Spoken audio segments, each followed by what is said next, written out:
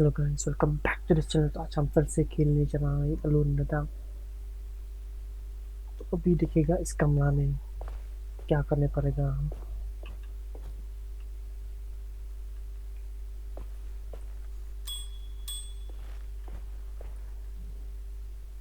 बत्तीस इक्कीस।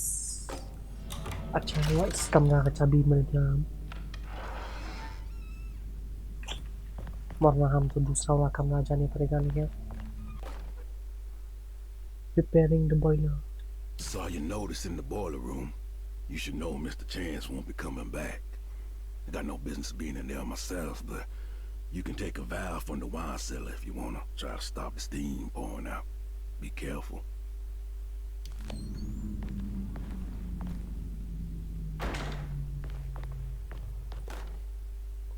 Broken plates. Paul, you're right about the plates on the boiler and the clock. They have been sabotaged, and I think I know who did it. They have something to do with Jeremy's episodes and how he seems to disappear at night. Right now, it's important that you keep an eye out for any of the pieces. I want to find out if I can repair the plates. Let me know if you find any of them. Lottie. Tell Lottie to take a look at the well in the kitchen garden.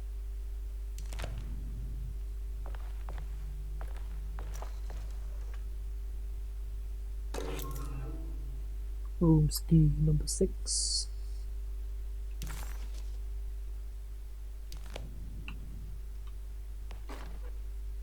Staff and patient directory. Dr. Elmore Lee Gray is DeSeto's chief doctor. Accounting and all administrative work is handled by me, Paul Waits. Magdalena Thompson, or Mags, is responsible for the household. Jean-Baptiste and Charlotte Tabois are responsible for keeping the guests' medical regimens in check. Finally, Jack Chance is our gardener, who can occasionally be seen in the conservatory, but is for the most part busy outside. There are currently 6 guests at DeSeto. Malcolm McCarthy and Ruth Tallant reside on the first floor. Jeremy Hartwood, Elisabetta Perosi, Grace Saunders, and of course Cassandra Beauregard live on the second floor. तो अभी हम इधर में जान गया वो चाबी 6 number वाला किसका है। इस एलिजाबेथा पेरोसी है। इसका रूम पर चलने पड़ेगा क्या हम।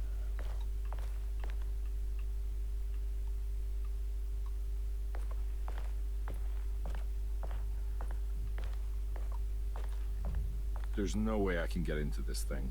Better leave it alone. There's no way I can get into this thing. Better leave it alone. Patient files. Cassandra Beauregard, the beloved author. Very exciting, isn't it? What do you want to put down for reason for admission?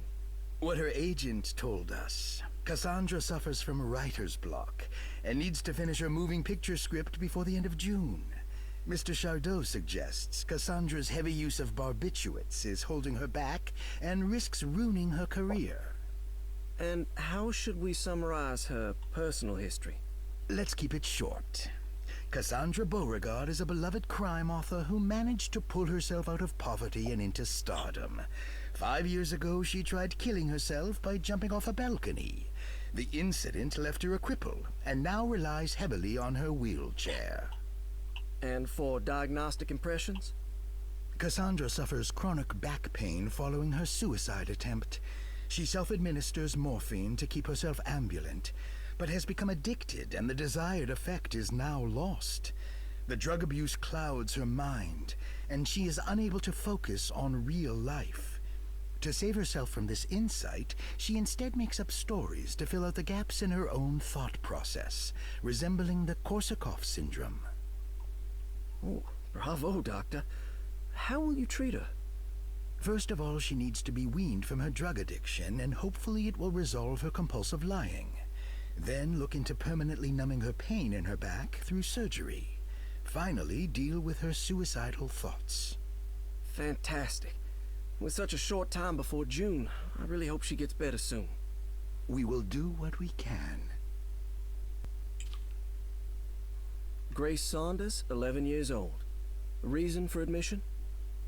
The mother insists on strict supervision by a proper gentleman to avoid further perversion of Grace's adolescence. Personal history? Grace's family possesses modest wealth and status. Her childhood seems ordinary, spending most of her time with private teachers and family friends.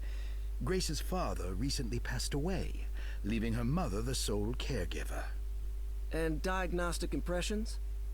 Grace has trouble dealing with her father's death. She is willingly suppressing her feelings on the matter and isn't properly acknowledging the trauma she suffered. Any planned treatment? Grace needs nothing out of the ordinary. She simply needs parental guidance. Eventually, we can work on her feelings toward her father. Thank you, Doctor. I'll finish the paperwork and get her installed. Malcolm McCarthy, 54 years of age. Reason for admission? McCarthy admitted himself to Derceto, stating simply that he needs some damn rest. And personal history? McCarthy claims he used to work as a lawyer in Baton Rouge, but says he can't go into details because of some legal dispute. His background remains largely a mystery, except for the occasional clue that he drops in conversation. Huh. And diagnostic impressions? McCarthy is an anxious man and an alcoholic. He often tells half-truths due to some deep-seated inability to trust other people. And how will you treat that? McCarthy will take some time to open up. Spending time with Jack's dog or the child should be good for him. Their harmless nature will help build his sense of trust. Thank you, Doctor.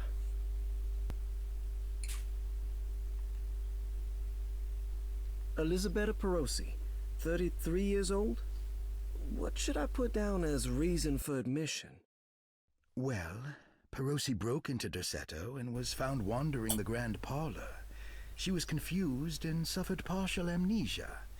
She insisted she belonged here and offered to pay for her stay. Right. What do you make of her story? Perosi claims to have been a member of the Astarte artist colony some 20 years ago. A claim that seems contrafactual due to her young age. She looks to be and even thinks she is 33 years of age. That would make her a child at the time. It seems fair to say that Perosi's story is untrue, deliberately so or not. Diagnostic impressions? Do you have anything? Perosi's story is peculiar, because she retracted her story about the artist colony. She no longer claims to be the same person as Elisabetta Perosi.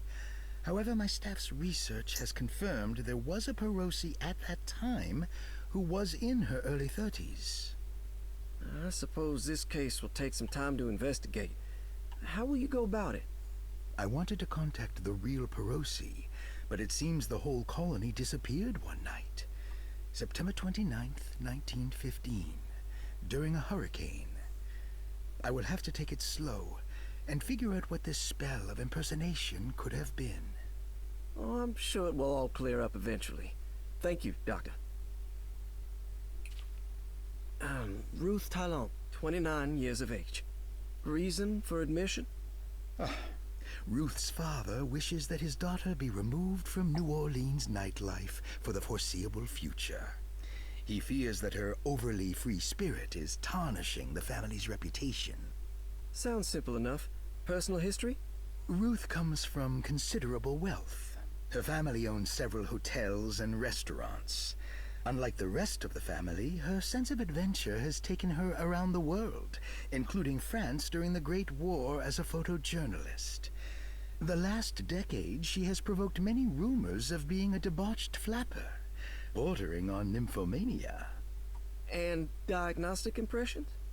Despite her father's frivolous reasons for her to be admitted, Ruth does seem to provide an interesting case. She is refreshingly open and doesn't shy away from talking about her life during the war or her continuous celebration after returning to the States. She is admittedly a sexual deviant and feels no remorse. And her treatment plan? Simply staying at Derceto should do wonders for Ruth. If not, at least for her family's reputation. Ruth doesn't need to change, but with therapy, I might be able to share with her some sympathy towards her family. I doubt she will settle down and become as dull as the rest of them, but at least she might try to be more discreet in the future. Looks like all the patients are accounted for, except for Jeremy. तो इधर में हम पूरा patient देखेंगे, अभी देखेगा और क्या क्या है।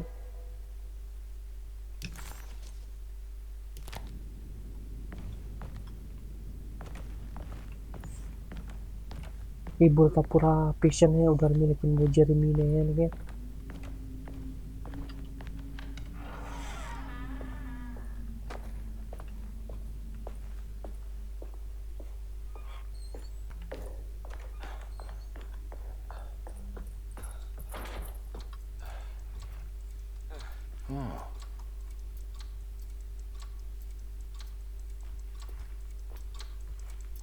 अबे क्या मस्त घर है यार। Stained.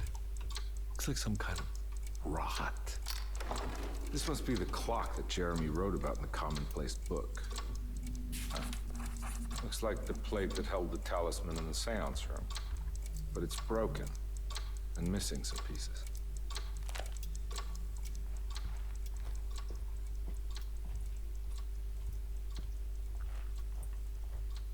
क्या मस्त इशू खरा क्या इधर में।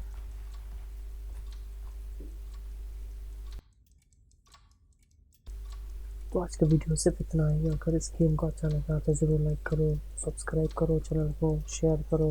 Bye guys.